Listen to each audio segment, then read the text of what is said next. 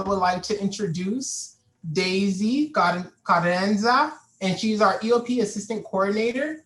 And then I'm going to go ahead and let you start, Daisy. Thank you, Patrick. Good afternoon, everyone. I'm really excited to be here and welcome you all virtually to our campus and to inform you a little bit more about what our EOP program and how it looks like at CI. I definitely will say I get a lot of questions in terms of EOP. It is a statewide program, so that means that you probably if you apply to different CSUs, there is an EOP program in all 23 campuses. One of the unique things about us is that for us, our EOP program is only serving our first-time freshmen. So we currently do not serve our transfer populations. However, if you are interested in a similar program, I can definitely at the end of the presentation provide you with an email of one of our staff members that currently supports another one of our programs that is very similar to EOP and offers very similar service for our transfer and current student population. So a little bit about EOP. So who we are. EOP was established as CSU Channel Islands in 2003. Our main goal is to help our cohort of students succeed and help them graduate. So we stay with them within their 4 to 5 years until they graduate. Every year, our cohort ranges between 60 to 65 students. We do have a large applicant pool. This year, we had over 3,000 applications for only about 65 spots.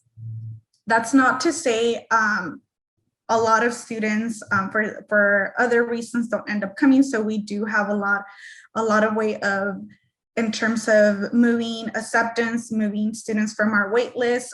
Like I mentioned in the last slide, we only serve first-year students. So that's our current population.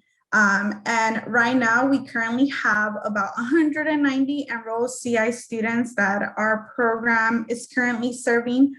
We have 3 staff members, which includes myself. I serve as assistant coordinator. Then we have our EOP counselor, which is Ricardo Rico. And then we have our director, which oversees our program and about 5 other programs. We are located in Bell Tower Central.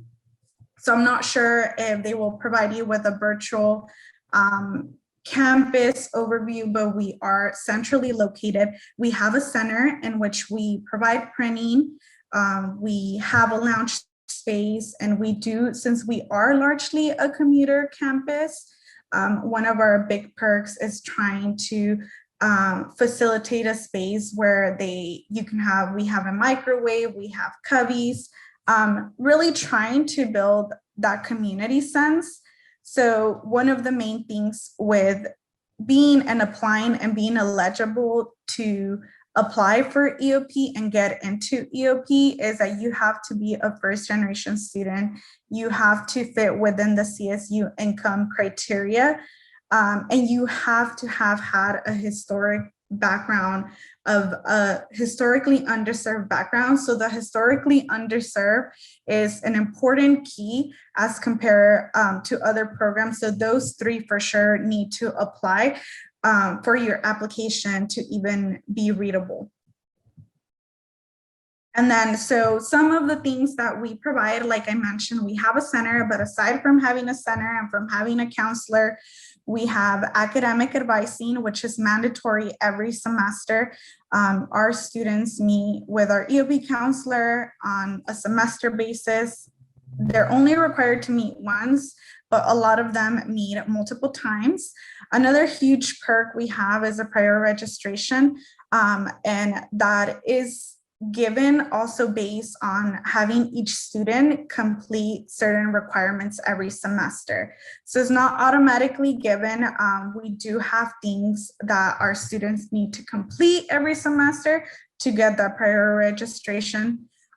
We offer the counseling through our counselor. We have laptops and iPads available for loaning. Another big perk about it is we have a peer mentoring program that is very structured, where we have peer ambassadors in place. For their first year is mandatory. It's part of that requirement to get prior registration that you meet with your peer ambassador. So we have about 3 peer ambassadors, and they each serve about 20 students. They meet with them every semester at least 3 times. And that's just trying to build that community and having another mentor that is within your student, that is another one of your peers. We do have cultural events. These past semesters, a lot of our events obviously have been virtually, but aside from events, we provide our workshops. And then a home away from home, being a first gen is definitely difficult, trying to find your niche, trying to create, you come from a place where you might not be as accustomed to the college culture. So it can definitely be hard on a lot of students. So within the program, we try to develop a culture where we can support each other. We can provide, as staff member, provide support to our students. Both of our staff, the 3 of us staff members are first gen as well. And I am an alumni actually from the program. So we definitely understand where our populations are coming from. And we try to put these services in place to assist in any way we can. Another big thing in terms of students when referring to EOP, they refer to it as their second family, because we are so united in terms that we develop such a close-knit community, and what we do, we develop a sense of pride of who we are. We consider it our second family. And then we offer other things. A lot of the things that we do are in partnership with other departments on campus.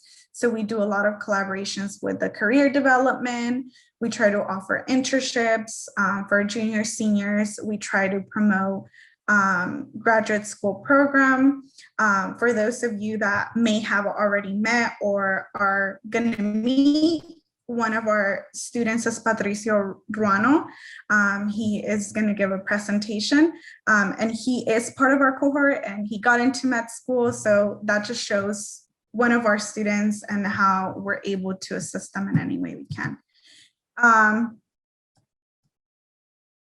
So if accepted, just to kind of close off, if accepted into the program, one of the main requirements is that you attend Summer Bridge. It is mandatory, a mandatory component that we have. This year, we will have it virtual as well as we did last year. And it's gonna be from Monday, July 27 and run all the way to Friday, August 6th. And in terms of the times, we usually have like a 9 a.m. to 12. We are mindful that a lot of our students are working students and working full time. So that is something that we keep in mind. It is mandatory, but given the situation of the student, and we can work with their schedules, but it's definitely something to put it out there when given the notification if you're accepted into the program. Those dates are pretty solid.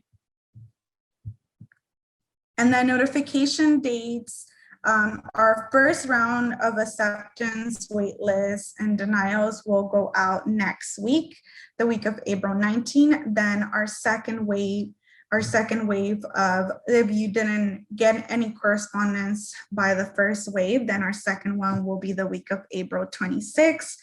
That email can be found not on your MyCI, but on the email that you put in your CSU Apply application. So whatever email you use, I would definitely recommend these next 2 weeks just to be checking on it and making sure that if by any chance, maybe possibly look into your spam, because I know sometimes emails can go into there.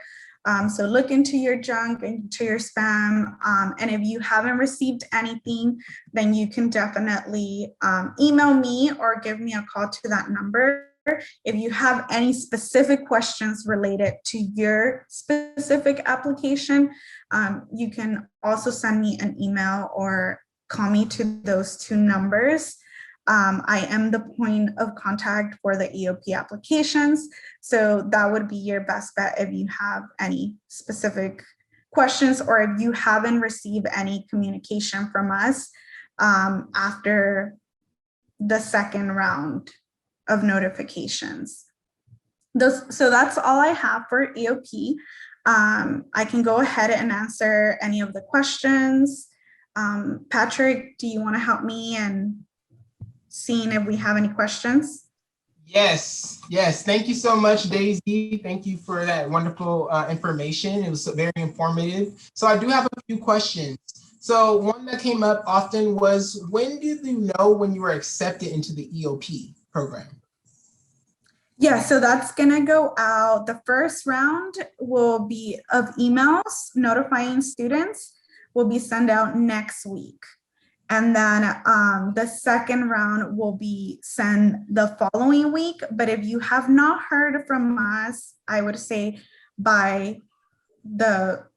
I think that second week is May 1st. If you haven't heard from us then, I would say definitely during that second week, give us a call at the end of April, or give me a call, email me, and I'll definitely be able to provide you with notification, like where your status is.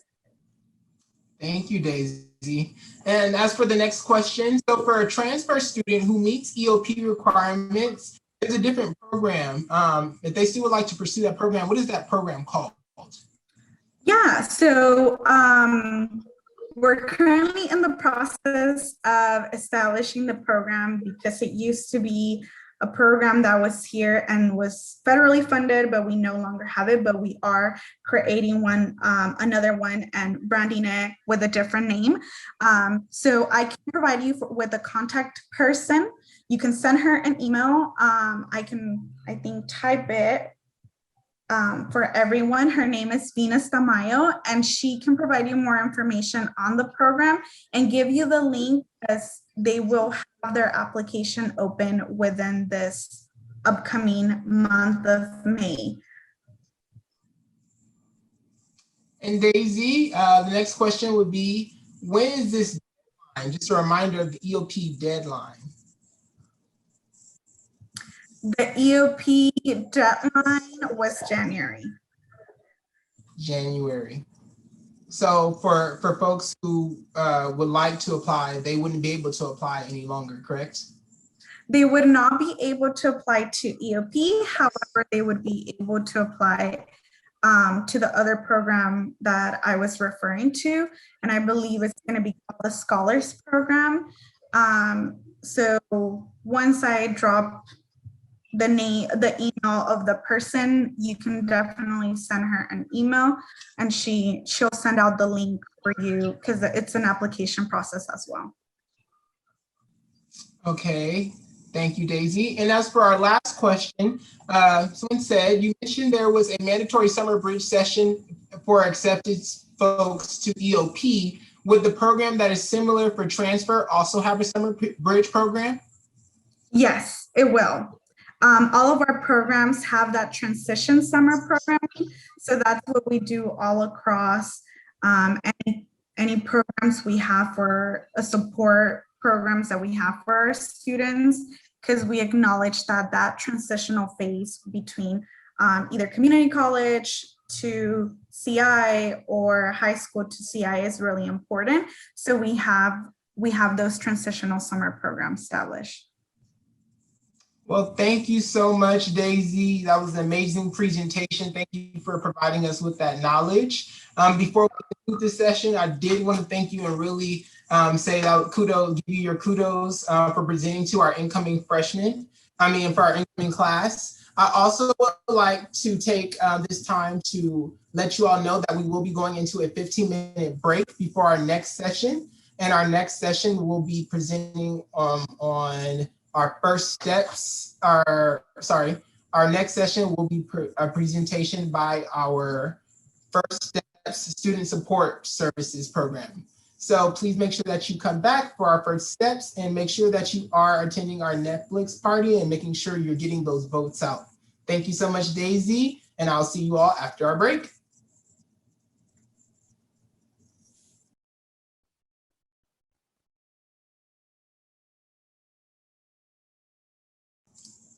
Daisy, are you still with us? Yes, I'm answering some of the chat messages. Yes, so since we have a few more minutes, do you mind if we answer those a little bit live? Yeah, we can go ahead. Okay. Thank you so much. Sorry about that.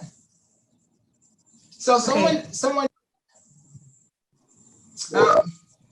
did ask, what other requirements did you mention earlier to ensure a better application acceptance chances to EOP?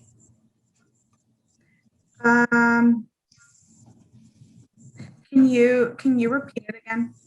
You cut off in halfway the sentence. Oh, sorry. It says, what other requirements did you mention earlier to ensure a better application acceptance chance to EOP? Yeah, so in terms of the application itself, we go through a review process.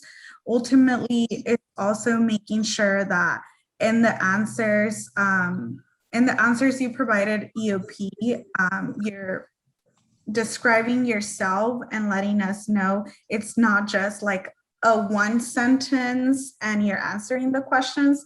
Because we have high number of applicants, we really want to get to know you through your answers. We also have the requirement of one letter of rec from a recommender. I know other campuses require both, but for our campus specifically, we only require one, and that is part of the requirement that you have to have in place for us to review your application. So just making sure, since for those that already apply, if you took a look at it several times, if you definitely took the time, we can see through it. We can see someone that just did it in 10 minutes to someone that really took the time to not only review it, but had other people review it. There's a difference, and it's definitely noticeable. So that's one of the main things. And then just making sure you fit the eligibility requirements that we have through the program. Thank you, Daisy. And our next question is, students are asking for the EOP transfer email, if you can. Yes, so I send it to you because I'm not sure if I can share it. I know I can type answers individually to people, but I'm not sure if everybody can view it. I'm not sure if you can send it to everyone. Okay, yes, I can send that to everyone if you send it directly to me. Yes. And her name will be Venus Tamayo. Thank you. I have a question. Do you have to reapply to EOP every single year, or is it only offered certain classes? What does the process look like once you've been accepted? Do you have to reapply? Yeah, so I can definitely answer that one and then kind of answer another one we had about if EOP is like a class. So EOP is not a class. EOP is the program that you're into, established across California. And how it works, you applied once, and if accepted, at least for our campus, you apply as a senior in high school when you apply to all the other campuses. If you get accepted to the program, we are with you all until you graduate. So there's no reapplying to the program. We only require you to meet requirements every semester, like attending events, or we have you meet with a counselor every semester. So those requirements are a part, and do them, and if they complete it, then they get the prior registration. or they can qualify for additional EOP grants. If they don't complete their requirements, that does not mean they get kicked out of EOP. It just means that they will not be getting prior registration, or they might not qualify for EOP grant money after their first year. Thank you, Daisy. And I also just shared the email that you shared with everyone. So, and if you can explain that email one more time. Yes, so her name is Venus Tamayo, and her email is venus.tamayo@csuci.edu.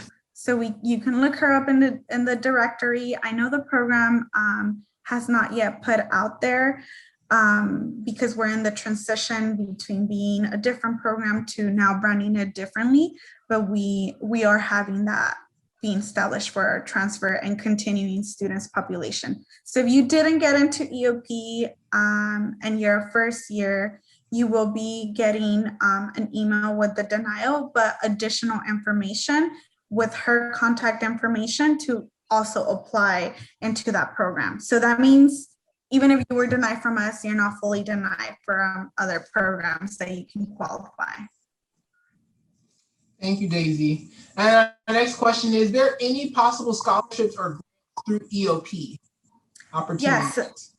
Yes, so their first year, after getting accepted into the program and after successfully completing Summer Bridge, you do get your first year $1,000, which is broken into 2 semesters. So you get one semester 500, the other semester 500. After your first year, it's all dependent on your engagement, your GPA, and just overall how your financial need. So those 3 things are important after your first year. Your first year is guaranteed with attending Summer Bridge and getting accepted into the program. The following years after that, it's really dependent on your academic standing, your engagement with the program, and your financial need. If it's definitely there, then that's how we move around our EOP grant within the 190 students we have, or if we have more within the program. Thank you, Daisy. And our next question is, will the EOP orientation be virtual? Yes, so we, because we are taking as much caution as we can, and we don't know how it's going to change within the following months, although it's probably been announced that we will be majority open campus during fall. During the summer, we're still planning to do virtual. It is going to be a 2-week Summer Bridge program. It will be virtual, and that also provides the flexibility for those that work, because we have a lot of recording. So you might not be required to attend it during that time. You just need to make sure assignments and everything is turned in, and you're meeting some of the requirements we have. Thank you, Daisy. I have one more question. If a student didn't know that they qualify for EOP as a transfer student, but they filled out the EOP application, will that then carry over to the transfer application, or will they have to complete a whole nother type of application for the transfer program? Yeah, so we're hoping to, for those of you that did apply as transfer students, we do have that list. We already are on our way to drafting an email, and we're hoping to send that next week, at least for those transfers or that apply for the program. And in the email, we will provide probably the link to the application. It will be a different application. It possibly is much easier just because the EOP application is a system-wide application. And this one is more individualized to the campus, since the program is a campus initiative. So that's the only difference, that not everybody has accessibility to the application. So that's why we cannot use that application. But in the email, you will get provided with the link and more information about the program. And that is to come next week. Thank you, Daisy. And I believe that we do have 5 minutes remaining. Is there any more questions? Also, let's make sure we have any questions. And then, so I do have one question. If a student would like to, and we kind of spoke about this a little bit earlier, if the student would like to apply for EOP, what will be the next time that they'll be able to apply? Just to kind of reiterate that. So you cannot apply as a continuing student. It's only open for high school students. So unfortunately, that's the only thing. Our campus currently does not serve a continuing student program or a transfer program. So definitely your best bet would be trying to apply to the other service programs that we will have. And then just sending an email to that point of contact, Venus Tamayo, to provide you more information on the program. And I know someone asked also about a TRIO program. So she was the one that was the point of contact for a TRIO program. Unfortunately, we won't, after the semester, it will not be there anymore. So that's why we're transitioning that TRIO program we used to have into another program that is very similar to some of the TRIO programs you're all accustomed to. So that's why she's the point of contact, because it's just transitioning into a new name. Now, can students be in EOP and also other support programs, or only in EOP?